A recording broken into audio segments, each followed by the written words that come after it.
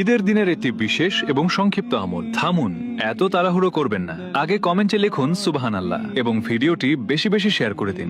যে ব্যক্তি ঈদের দিন 300 বার সুবহানাল্লাহি ওয়া বিহামদিহি পড়বে এবং এর সওয়াব মৃত ব্যক্তিদের উদ্দেশ্যে বকশিশ ইসালে সওয়াব করবে, এর বরকতে এই দুনিয়া থেকে যত মুসলিম মারা গেছেন আল্লাহ তাআলা প্রত্যেকের কবরে 1000 করে নূর দান করবেন। আর যখন এই আমলকারী ব্যক্তি নিজে মৃত্যুবরণ করবে, আল্লাহ তাআলা তার কবরেও 1000 নূর দান করবেন। তাই এখনই এই ভিডিওটি আপনার পরিবার এবং বন্ধুদের সাথে শেয়ার করুন। আর মন